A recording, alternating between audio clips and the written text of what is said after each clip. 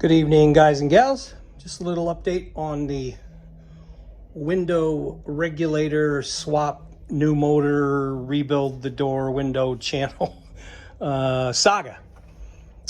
Here are the new parts for the other side. I've already got the driver's side done, and I'll show you that in a second. But here are the new parts that I got from Dorman. This is the new regulator that you see here. And then this is the new motor, and then that is the old motor from the driver's side.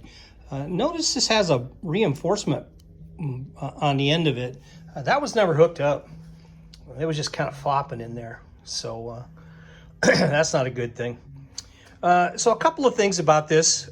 When you get this, it's a pretty nice little kit. It gives you the rivets to reinstall it. It gives you all sorts of jumpers to go from virtually anything to anything. I mean, it's a nice arrangement. This happens to be the correct one to match up with the Chrysler wiring. So it just plugged right on, which was pretty handy.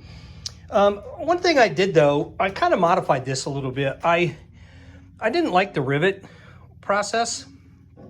So as you can see, the edge of these holes are punched, and they've got a pretty good lip on them.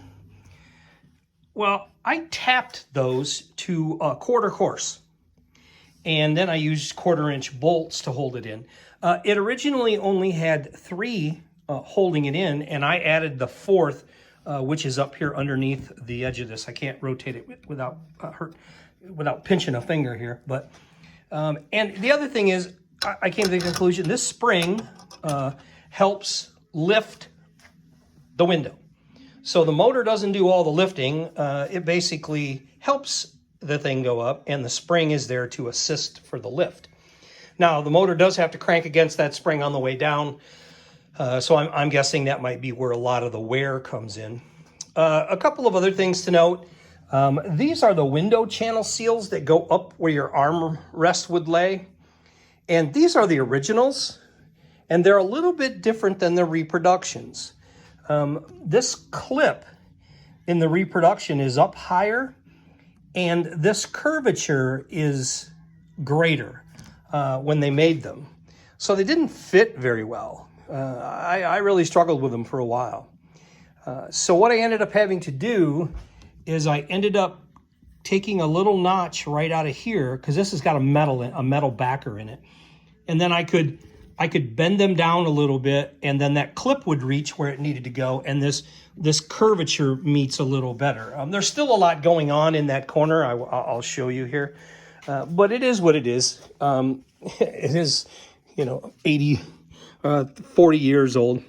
A lot going on in this corner, but so this is new weather stripping all the way around the outside.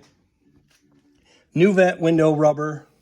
New armrest seals right here, new regulator and new motor, and I'll show you how it works.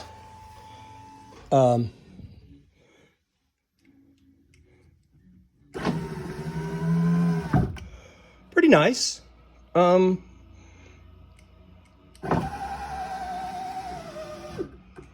Works.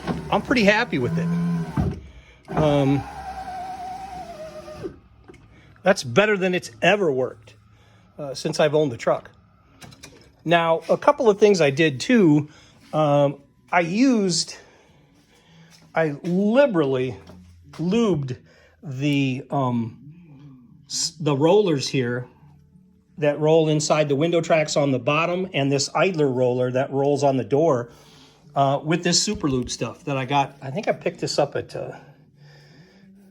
I think this was actually Harbor Freight, believe it or not, but it's a Permatex product. This stuff is slick. I mean, meaning slippery in your hand. I mean, it is very slippery.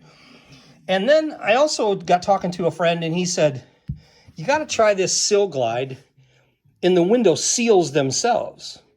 And I kind of thought, you shouldn't have to lubricate window seals, but sure enough, you get on the internet and you can see where there's a lot of guys out there lubing up window seals on vehicles, even on newer vehicles. They spray a silicone-based product down the cracks, and they go for it. So I did that to assist it. So Looks like I've got this side, the driver's side, all pretty well wrapped up. I gotta see if I can find me some plastic to make a vapor barrier for the back side of this. I think I'm gonna add that back on. And then I also, like I said earlier, this is where the door pull goes. I want to put something more substantial in there than that. And the same thing for this armrest pull right here. These are just plastic push-in things that spread out when you put a screw in them. And I don't like that. I got a couple of other things I'm going to put in there instead. I got some what I call nutserts. They're kind of like a pop rivet, but they have threads in the middle, and you shoot them in there and squeeze them in. As you can see, here's the 4 bolts that I had. Oh, and to locate this 4th hole, because it's not there, I took the old one and I put 1/4-inch bolts all the way through, sticking out like that. And then I took this to the hole, to the holes that were already there. I put them in the existing holes, and then that helped me locate this lower hole. Those were guide bolts. So that worked out pretty good for boring the hole. I was off by just a little bit, so it took just a little bit of a Dremel tool to open it up and make it work. So, but that's about it. Thought I'd shoot out another video. And again, thanks everybody for watching. Thanks for subscribing. Hit the like, hit the share, whatever you want to do there. I really do appreciate it though.